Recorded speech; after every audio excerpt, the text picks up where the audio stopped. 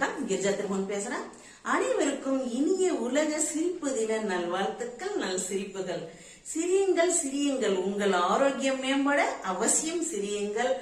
ஆரோக்கியமாக இருக்க அவசியம் சிரியுங்கள். நலமுடன் இருக்க சிரியுங்கள். இதெல்லாம் அவசியம். பார்த்தா சிரி சிரி அப்படிங்கிற மாதிரிதான். எப்பயும் நம்ம சிரித்து கொண்டே இருந்தா நம்ம ஆரோக்கியம் மேம்படும். அது எல்லாம் அவசியம் உணர்ந்துக்கணும். எப்பயும் நம்ம ஒரு ஸ்ட்ரெஸ் டென்ஷன் அப்படிங்கிற வாழ்ல எல்லாம் வாழ்க்கையை அப்படியே பணம் சம்பாதிக்க நாம் ஓடிக்கொண்டிருக்கும் போது சிரிப்பதற்கே மறந்துடுறோம். அப்பெல்லாம் சிரிப்பு கேட்பதற்கே அரிதாக இருக்கிறது. அதாவது வாய் விட்டு சிரிப்பதை கேட்பதே அரிதாகிறது.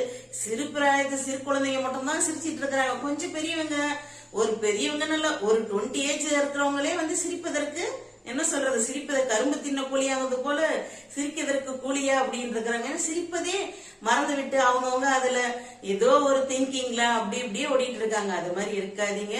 வாய் விட்டு சிரியுங்கள். அதுதான் நல்லது. நம்முடைய ஸ்ட்ரெஸ்ஸை குறைக்கும், நம்ம ஆரோக்கியம் மேம்படும், நம்ம உடல் நலம் நன்றாக சிறப்பாக இருக்கும். அதனால அவசியம் வாய் விட்டு சிரிங்க. ஐயோ நம்ம சிரிக்கிறோமே, சத்தம் போட்டு சிரிச்சா ஒரு நாகரிகமா இருக்கமா இருக்காது அப்படிங்கிறீங்க. உங்கள் ஆரோக்கியம் தான் முக்கியம். அனைவரும் வாய் விட்டு சிரித்தா நீங்கள் அழகோடு திகழ்வீர்கள். உண்மைதாங்க. நம்ம வாய் விட்டு சிரிக்கிறப்ப அந்த மனமும் அகமும் மலர்ந்து நாம் சிரிக்கும் போது கண்டிப்பா நீங்க அழகாக மாறுவீர்கள். அதனால நீங்க அழகாக மாறணும்னா அவசியம் சிரிக்கணும். அதே போல தமிழில் சிரிக்கலாங்க.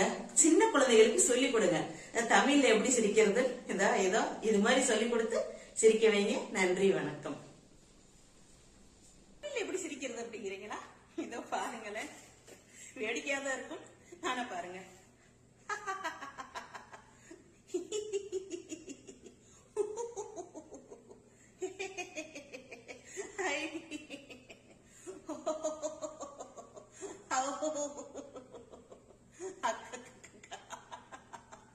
பாருங்களேன், நம்முடைய தமிழ் மூலமாக சிரிக்க கூட செய்யலாம்.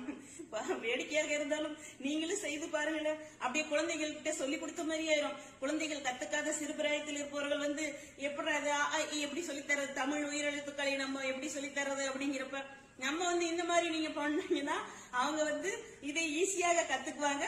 ஒரு சிரிப்பாக இருக்கட்டும், சந்தோஷம் பரவட்டும், எங்கவும் மகிழ்ச்சி நிலைக்கட்டும். அதனால நம்ம அருமையான தருணங்கள் நம்ம இப்படி மகிழ்ச்சியாக இருப்பதற்கு எல்லாம் சேர்ந்து குடும்பத்துல இது மாதிரி பண்ணா தமிழை வளர்த்தார் போகுமாகும், சிரித்தார் போலுமாகும். அது நம் உடலுக்கும் நல்லது.